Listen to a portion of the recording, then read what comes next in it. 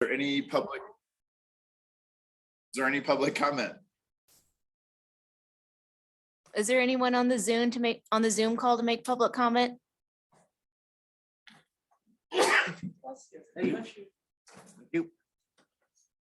And I'm sorry, roll call also, Tiffany. Roll call, Michael, Here. Dwayne, Yes. Janet, Yes. Roman, Here. Alec, Present. Steve Morris is absent, excused, Nicholas. Yes.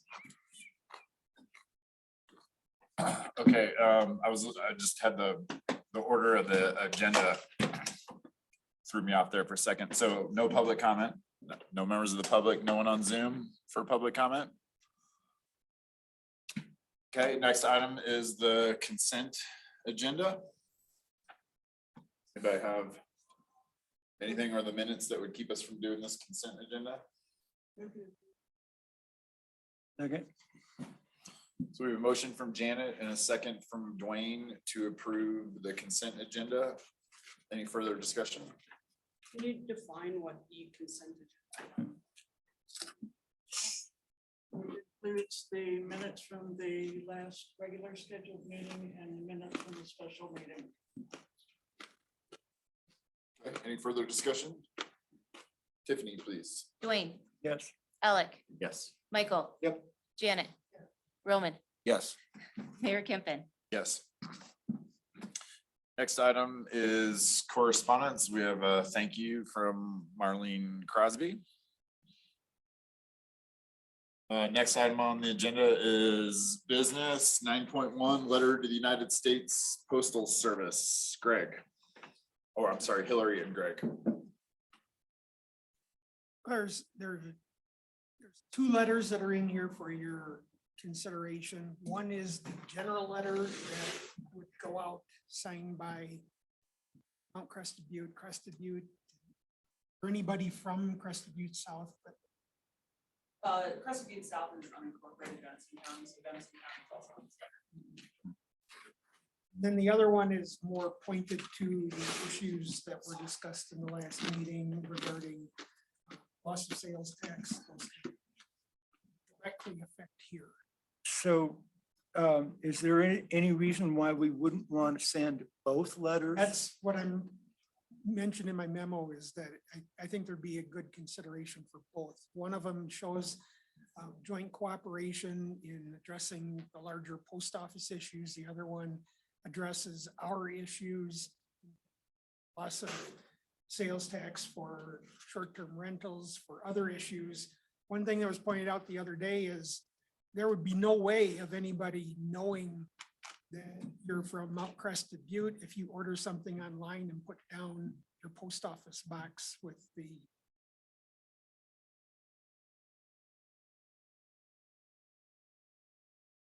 So my, you know, Like me. Hmm? Like me. or yeah, me. and me, you know, so my recommendation, you know, would just be to send both letters. You know, so I would move to approve both letters and have the mayor sign them and send them. Second.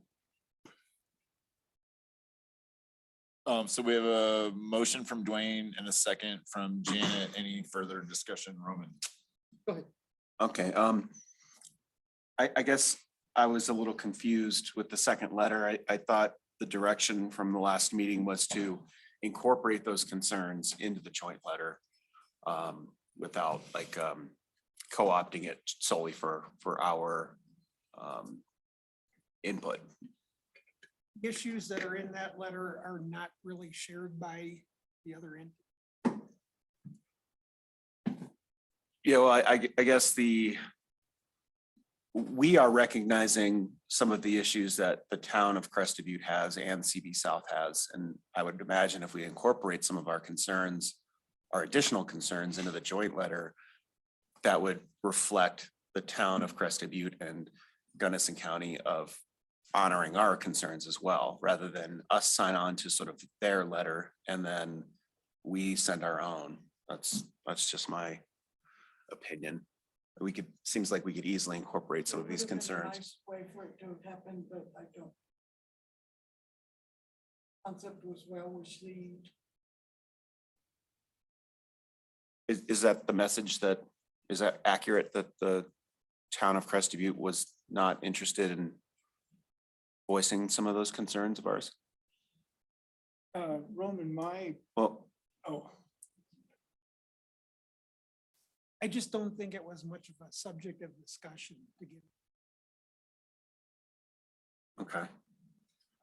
my I just- personal preference was to just sign on to their letter, but then to elevate our concerns by including the second letter. To me, it was just an opportunity to amplify, for the postal service, our concern. Yeah, I just come back to that wasn't the direction that was given. It would almost give our concerns more validity should the other entities.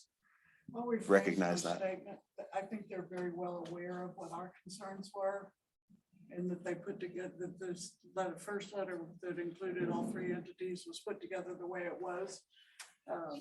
I thought gave a message.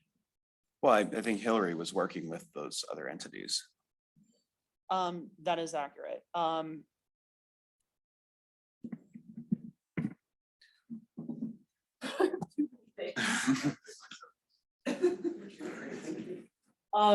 So that is correct. Initially, this conversation was started between the two towns.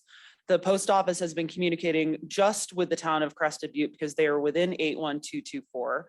In conversations that Troy Russ has had with mostly with me and with Greg, was to help develop a request that address this issue in a regional, from a regional lens, and to make a regional request with a unified objectives. And without, I feel without that collaboration between the town of Crested Butte, specifically because they are in 81224, which is what the post office is actually requesting comments on. It's not for post office in our zip code. That working with the town of Crested Butte was very important to help with the point number 2 on this letter, or on the first letter that's in your packet, that states to establish a new post office within the town of Mount Crested Butte to reestablish and effectively serve the 81225 zip code in the town's 964 residents. A post office in town will provide essential services to residents and facilitate the town's ability to collect tax revenues more effectively. I did not delve into the tax conversation particularly deep because that is not my area of expertise, and I would like to avoid, I would like to stay in my lane in that regard. And so the other points on there, one was that the town of Crested Butte has been working with the post office on a potential location and wanted to reinforce that in the letter, and help retain the facility at CB South. And so that's where the county's interest lies. And then the establishment of home delivery throughout the service area. And if that's not possible, that we receive free post office boxes. I don't know about all of you, but I just got my notice for another $100 payment. That's $200 a year, and we don't receive any free postal delivery or PO boxes. So that's kind of the background, and I believe I covered most of that ground in the memo that I had provided that did speak to that, the first letter that was listed in the packet.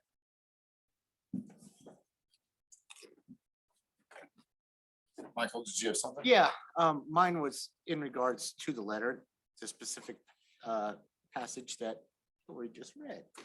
I'm sorry? The specific passage that you just read. If number 2 there, Greg, I would say that if I was a corporation, conglomerate, government agency or whatnot, and I see a request from a town of 964 people, that would go to the bottom of the pile of priorities. So I would make the suggestion just to remove that number 964, because to me, it makes it look like we're a nit, if you will. And I'd hate to just get pushed to the bottom of the pile when someone says, why are you working on this particular, because every government agency has their has their bureaucracies, and they'll say, while you're working on this, it's 900 residents, you know, you've got this other thing here that's 15,000 residents. Work on that first. Well, If I may. Sure. So it's our understanding that the projected floor area needs of a new facility is based on both 81224 and 81225.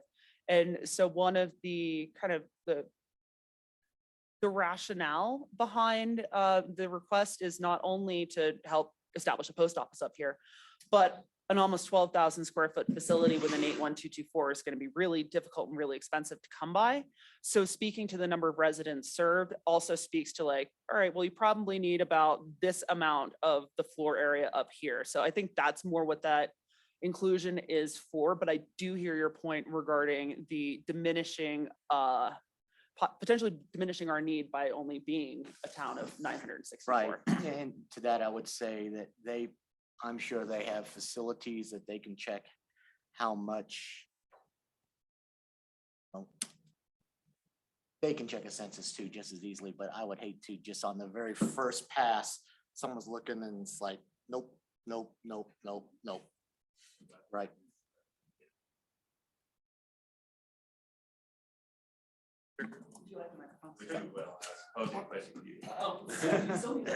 I mean, we're in this comment stage for this, so I'm assuming, I'm asking this question maybe out loud, that we're already in a priority, some level of priority with the postal service putting us in this comment period. Losing our post office in 2 years. Yeah, I think we're a priority because yes, the lease is up and we're losing our post office.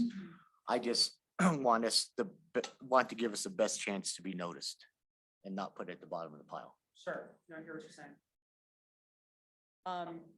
One so thing, is there a recommendation that you would, offer I would just- for changing it other Oh. than just eliminating the number? Is there some I would way just say to limit- just eliminate the elevate our stature. No. exactly. No, I would Instead of just say- just taking a number out, is there some way that it could be rephrased to, put a higher importance to, why they should separate, or they should subdivide the spaces between. Crested No, Butte I and would Mount say, Crested Butte. when I read this letter the first time, two numbers jumped out at me, 964, and I was like, wow, we're not even 1,000. And on the next letter, the 440,000 that we didn't collect, right? I'm not going to speak to anything about taxes. No.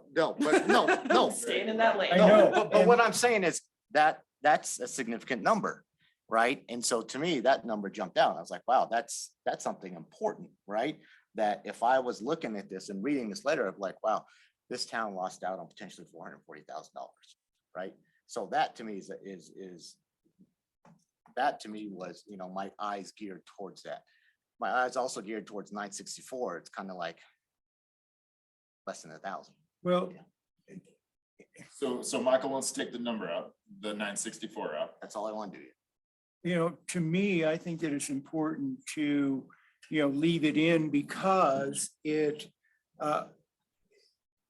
the 11,000, the size of the facility is based on how many people served. So, and it's being stated about, the challenge of, putting in a facility that large, just to, help guide the thinking of, well, But- we don't, we have a challenge with the big facility. And so we can deal with that problem by, But here's how I would rebut that. Okay. You don't know how 964 figures in 11,000. I don't think anybody here does, right? There's some formula at the post office when they create new post offices that they take population. into and that's consideration. why I say that So, number is important, but- because they probably have well, a hey, formula. They do have, they might have formula, but look what you're competing against, right? You turn on, you look at Pueblo at 130,000 or whatever it is, right? 964 is 2 blocks in Pueblo or something like that, right? And so, comparatively, right, what does 964 get you that's different?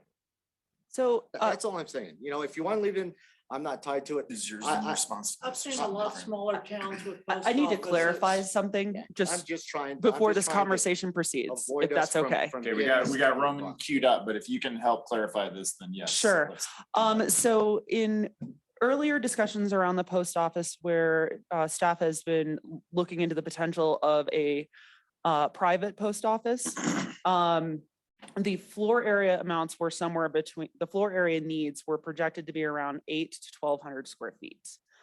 So I just want to add that. And I think the one important point that I want to just raise is that because this is a joint letter, and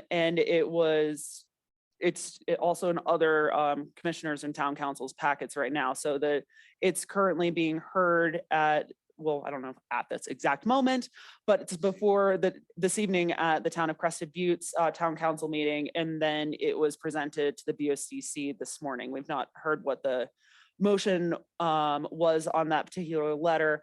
I would just be reticent to change elements of the letter that are fundamental in some way, because that would change those recommendations and they would have to go back and revisit the letter. And we do have a 30-day timeline that is about to run out. The other thing that I would just say in terms of consistency within the letter is if we are going to list the number of residents in the other towns, that it might be inconsistent to not provide the population for Mount Crested Butte.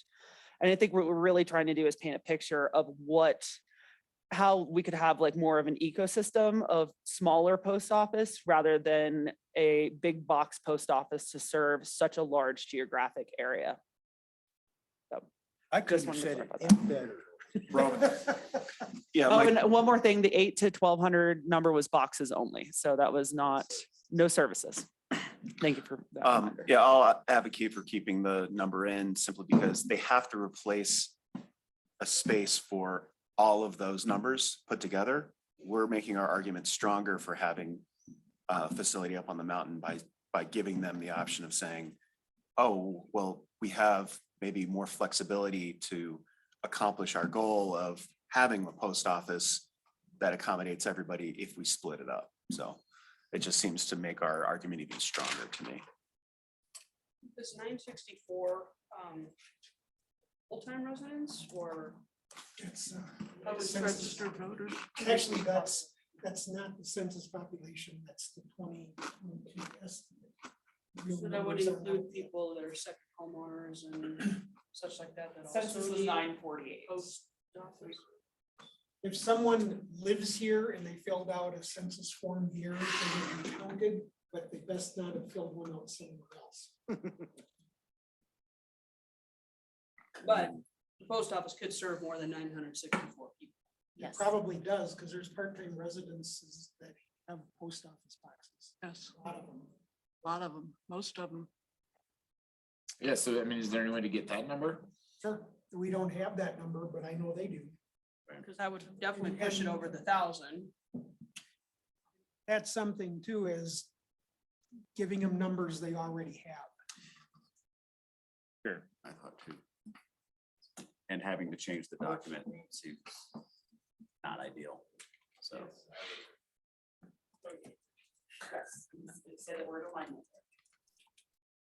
All right.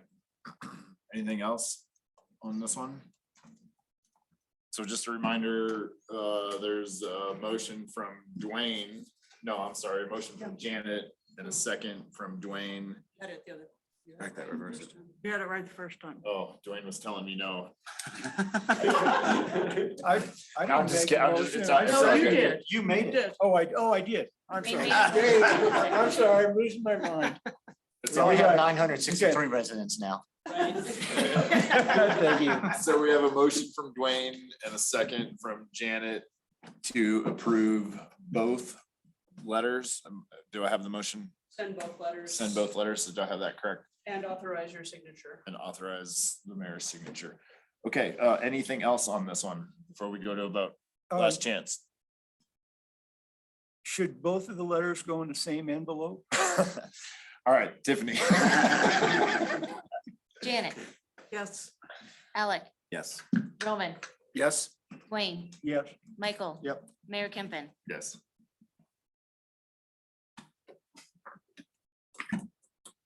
Okay, next item on the agenda, 9.2, housing for police chief. Oh, yeah.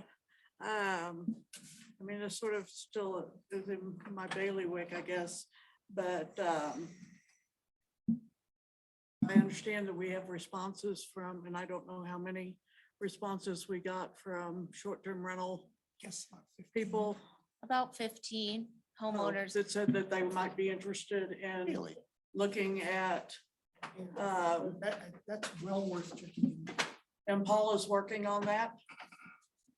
And we also just, as an option for y'all to think about, there is another Mountain Sunrise unit that's coming on the market. It actually went on the market and it'll be under MLS listings on Thursday.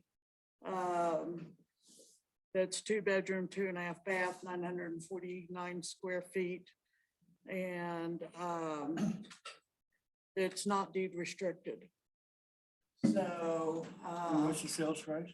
the price is $729, and one of the thoughts was to pay it down, that we would pay whatever it took to pay it down to an amount that they could, and Paula could afford the mortgage. And then they would no longer be interested in. And the then when, prospect? no, and then Oh, when they would then when sell that- it. they would sell and reimburse they the would town? reimburse the town. I have no problem with that. It was just a thought. Can you repeat that last little bit about down payment and all that? That we would use our housing fund to pay down, do a down payment to bring it down to an amount that Paula and Nate could afford the monthly mortgage payment.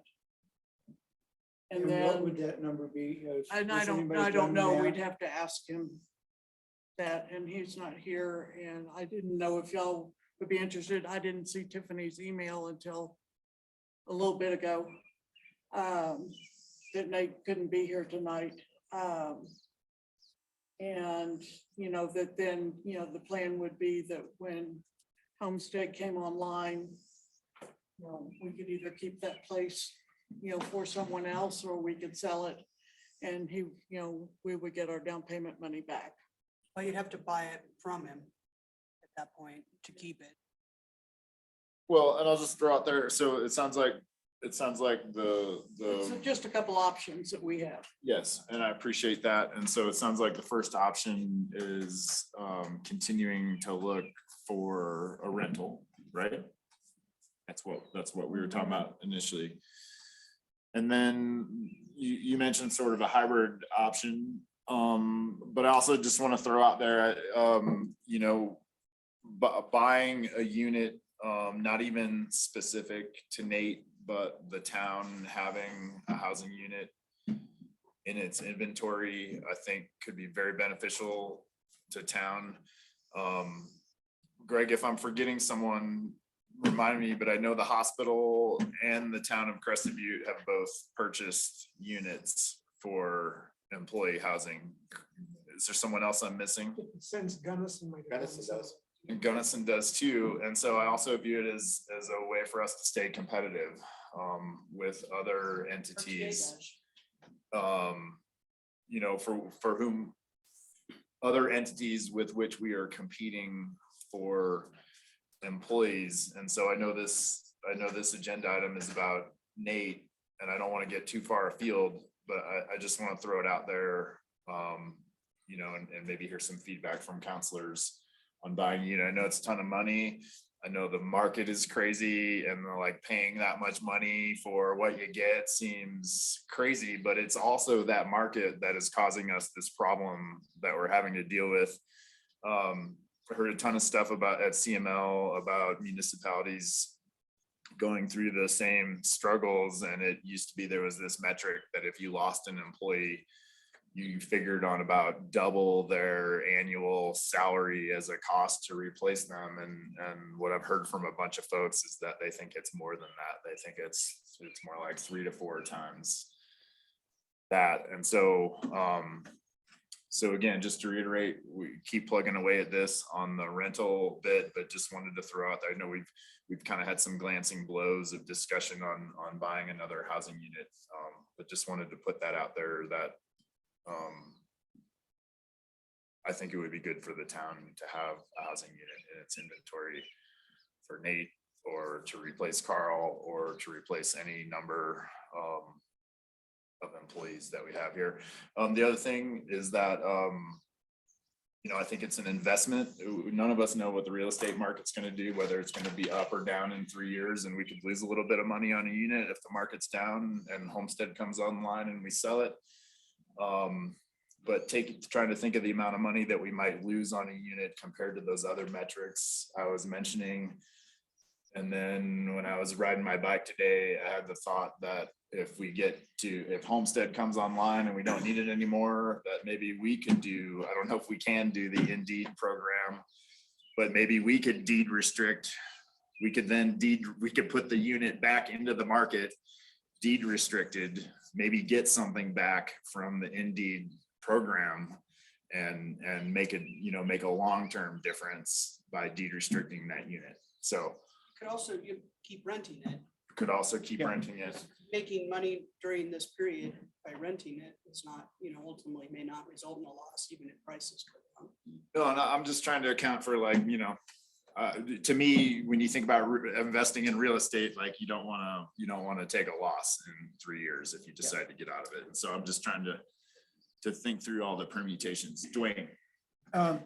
You mentioned CML, and, you know, and this is just, you know, kind of a plug for attending CML in the future, but not this year, but last year I attended a work session dealing with workforce housing, and the presenter for that particular event was a director of the, you know, housing program in Snowmass. And the example of what Snowmass has done, which essentially, you know, is they've gotten to where they are now because they started like 25 years ago, is they own, and don't quote me on the numbers, it's a lot. They own a lot of units that is dedicated to workforce housing. And once again, it's because they had the vision set to, you know, plan up, you know, years ago. And so from my perspective, I see the benefit of having a long-term vision of, you know, systematically acquiring property. You know, that, yes, you know, you can say it puts us in the landlord business. Well, you know, that's, you know, we'll give Evan more responsibility or something. I don't know. But, you know, I don't think it's a bad idea necessarily. You know, I hate like spending $1 million or $900,000 for a unit, but, you know, in this particular case,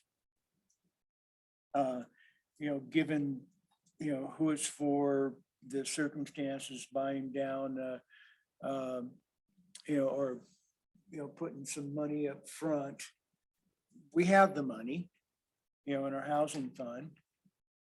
You know, it makes sense to me, and I'll just leave it at that. And so I would totally be an advocate for buy another unit.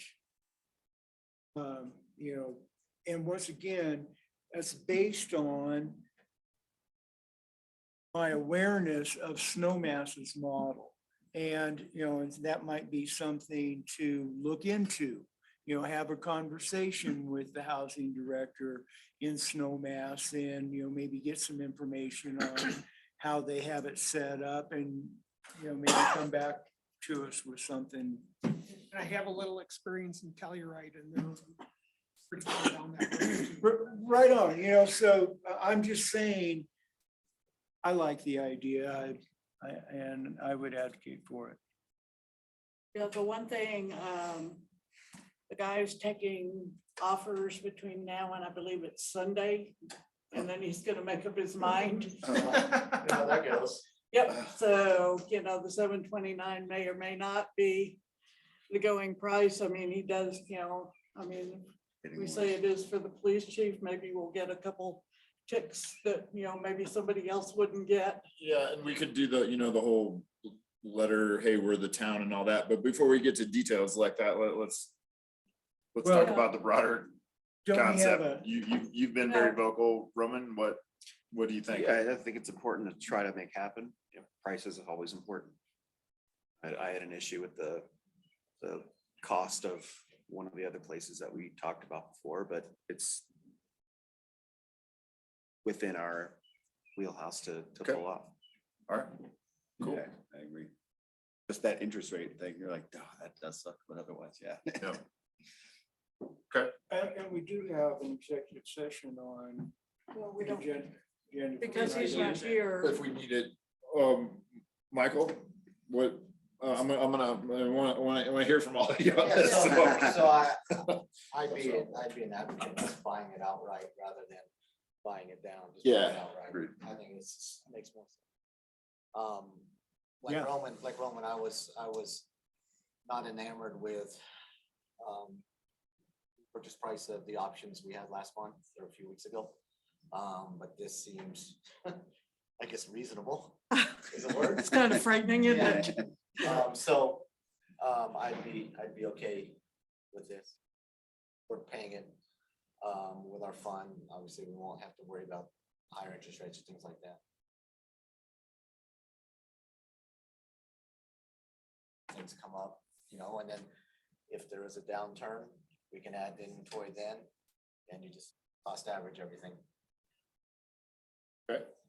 Or hold on to it and rent it. Don't have to sell it. I like the deed restriction thing too. I love that idea. There's Indeed. also another one in that subdivision that is for sale. That's a deed restricted one. Right, and that he doesn't qualify. How much is Deed that one? restriction on that one, it's less. Why doesn't Nate qualify for a deed? Oh, So it's an AMI. 120% AMI and diesel for that. I thought it was just a. He's too rich. Just 120? I Well, thought it was it's just a Paula half works time. as well, so they have a double salary. What was the cost? Of the other ones, 6 something. 695. It's, for a deed restriction, it's too high. Yeah. Yeah. It probably should be 500-ish. That's still high for deed restriction. What's the square footage? That's on still that? high for deed restriction. Nine, 500, Well, for 120. yeah. AMI. It's still high though, right? Yeah, it is. Well, they're all. Well, I would just say, you all have heard this before, but I just want to get it out there for the record too, that I think there's a triage aspect to this, and we have to have employees who can do the work of the town. And so that's why I feel so strongly about it. And we have 15 interested STR people to speak with as well. Yeah. Yeah, but that's why I wanted to bring up the broader question, because I Right. think even if through the rental thing and the STR thing, we find a place for Nate, to me, this is still hanging out there. And again, I don't want to jinx us or anything like that, but if we have sort of an upper level person at our town that has to go away or can't do their job anymore or whatever, I fear what that looks like when we're trying to replace them and play the housing game. And so to me, having a unit or 2 or 3 or whatever we feel comfortable with, to be able to put a new person in there makes me feel more secure for our town. Michael. So I think I'm on board with you, but let me tell you what I think I heard is, let's still pursue the 15 Oh, interested absolutely. STRs. And in addition to that, consider purchasing this other unit. I would almost view them independently. Right. I think if we want to do the rental, if we want to spend the time on the rental thing and that worked out and it was good for Nate and good for everybody, then that is great. But yes, even if that went that way with Nate, I would still be interested for whoever's, again, I hate to like say stuff like that, but whoever's next, you know. So with you. On the, short-term rental, ADU topic, I would, pursue it, have the conversation about not just for townspeople, just for workforce, not necessarily restricted to town employees, but just local employees. And I think We that's a can discussion broaden we that could scope. have, if we have a unit in our inventory, then we could really drill down on. Right on. Well, on I'm what that thinking is, on the but- ADUs, they're not in our inventory. The Housing Matters program was supposed to do was incentivize people to long-term rent Right. instead of short-term rent. So it sounds like, you guys found a different way to some interest. Yeah, and thank you for doing that work. Appreciate it. So, gotta thank all our staff who sent out all the emails. So that was good. Right on. And so would it be possible to pursue these simultaneously, both of these options? Like pursue the purchase and potential, and just sort of see which one comes in first? Or both. Or both? Yeah, I mean, again, And that, I know someone who would be totally open to, not a town employee, but a local workforce person that could benefit from the ADU thing. So there's already demand for it.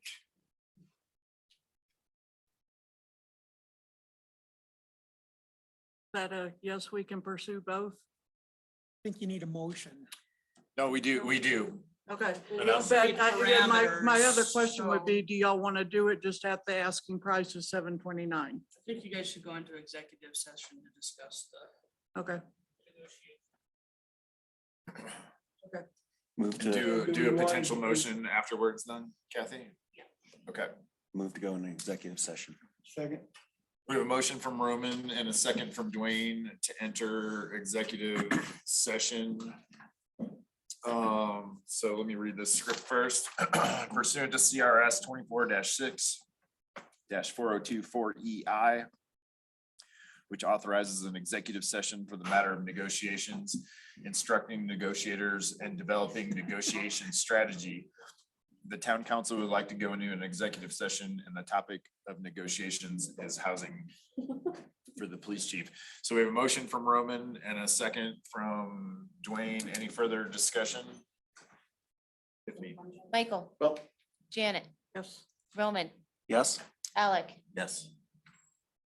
He waved yes as he ran out the door. He did. Dwayne, Yes. Mayor Kimpin. Yes. The date is July 5th. And the time is 6:38 PM. For the record, I'm the presiding officer, Mayor Nicholas Kemp.